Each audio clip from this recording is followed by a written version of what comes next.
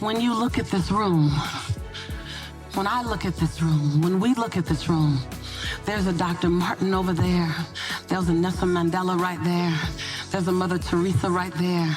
There's a Mahatma Gandhi right there. There's a Cesar Chavez right there. There's anyone that we would consider to be the solution standing right beside us. Take a deep breath. Look at the person to your left and right. You have no idea who they are becoming. You have no idea who they are becoming.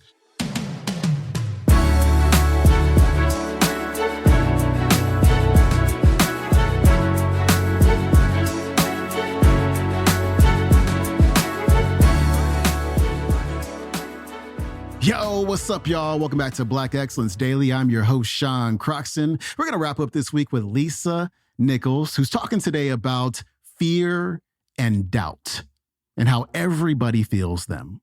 I feel like a lot of us, we want to wake up one day, like we're expecting this day for us to wake up and no longer feel the fear and the doubt. And, you know, when we no longer feel it, that's when we're going to get started. But the thing about it is, that's not going to happen. And it doesn't happen for anybody. She's going to read a letter written by Martin Luther King Jr. that shows you what was going on in his mind, what was going on in his heart and his emotions, like the fear and the doubt that he had. If Martin Luther King had fear, if Martin Luther King had doubt and hesitations, then you have every right to have them as well. The key is to feel the fear and do it anyway.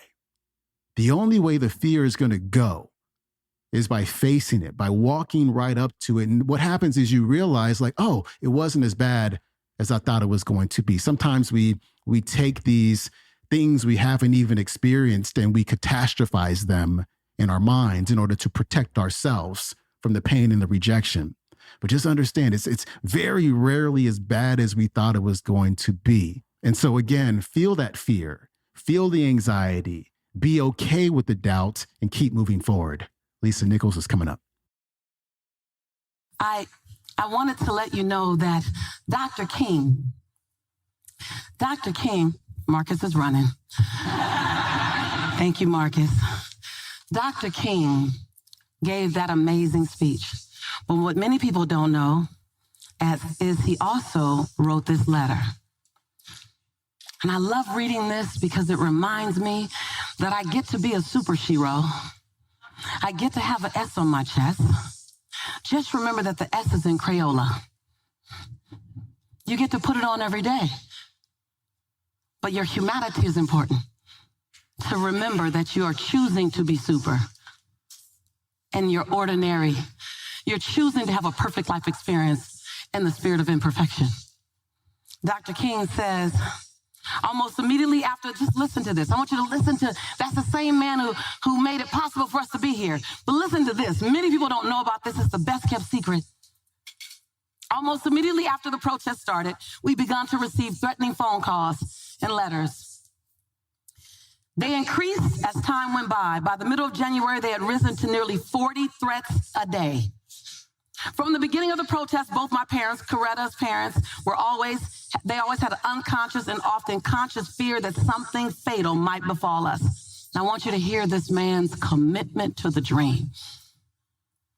They never had any doubt about the rightness of our actions, but they were concerned about what might happen to us. My father made the beaten path between Atlanta and Montgomery throughout the days of the protest. Every time I saw him, we went through this deep feeling of anxiety together because I knew that my every move was driving him deeper and deeper into a state of worry. See, we make Dr. Martin Luther King, but we forget he's Martin. He was someone's son. He was someone's father. During those days, he could hardly mention the many harassments that Coretta, the baby, and I were subjected to without ending up in tears. As the weeks passed, I began to see that many of the threats were real.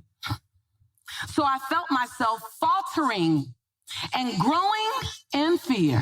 It's the best part. He said, one day, a white friend told me that he had heard a reliable source had plans to take my life. For the first time, I realized that something could, in fact, happen to me.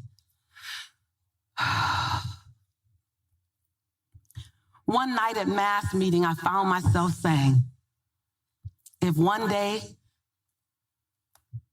you find me sprawled out dead, I do not want you to retaliate with a single act of violence. I urge you to continue protesting with the same dignity and discipline you have shown so far. A strange silence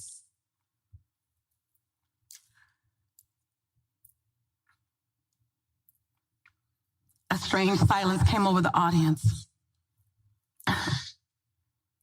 One night toward the end of January, I settled in bed late after a strenuous day. Coretta had already fallen asleep, and I was just about to doze off when the telephone rang, and an angry voice said, "Listen, nigger, we've taken all we want from you. Before next week, you'll be sorry you came to Montgomery." I hung up, but I couldn't sleep. The fears had come down on me all at once. I got out of bed and began to walk the floor. I heard these things before, but for some reason that night, it got to me. I turned over and I tried to go back to sleep. I couldn't. I was frustrated. I was bewildered. So then I got up. I finally went into the kitchen. I heated a pot of coffee, and I was ready to give up. You guys, Dr. Martin Luther King, he said, with my cup of coffee sitting untouched before me, I tried to think of a way to move out of the picture without appearing to be a coward. I sat there and thought about the beautiful little girl who had just been born. I'd come in night after night to see that little smile. I wanted to see her grow up.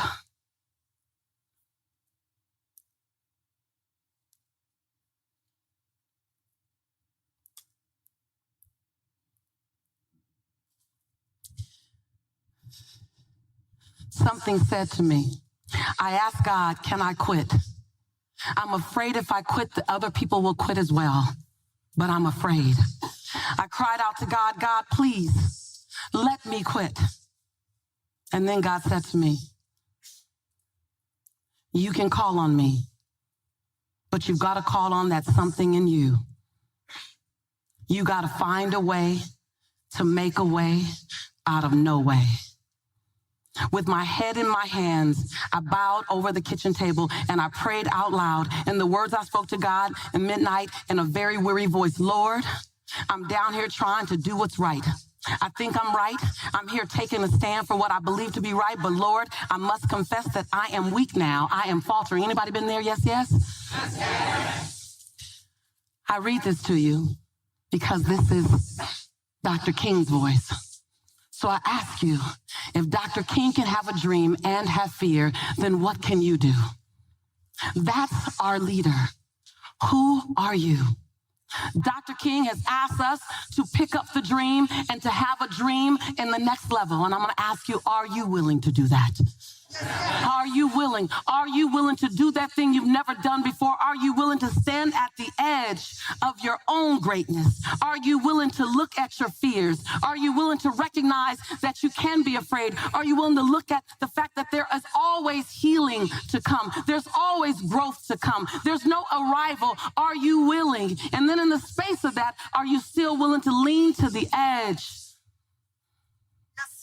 Feel the breeze of possibility, not knowing if you will fly or fall.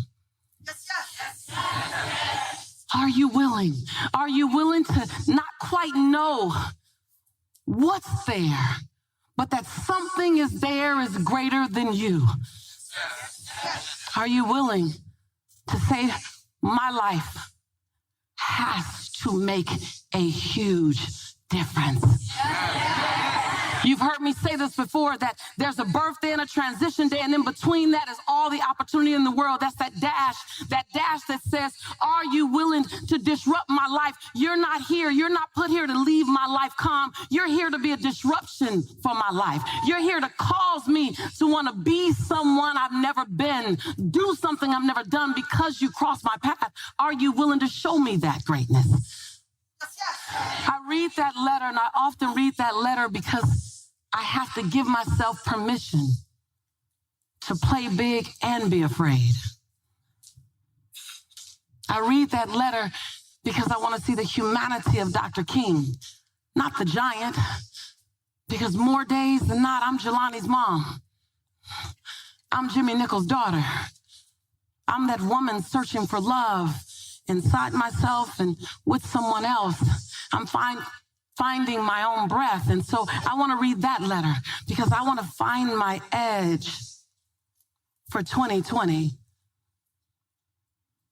And I want to see, who can I become? And I ask you, who can you become?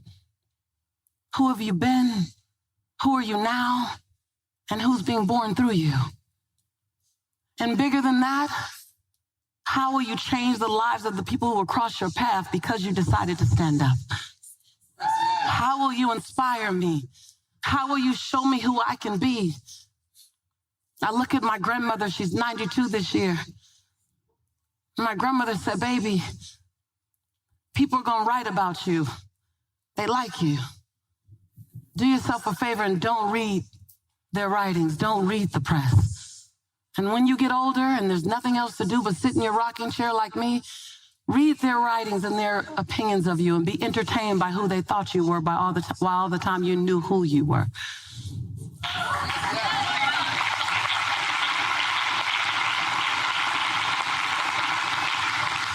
I'm going to ask you, please stand up.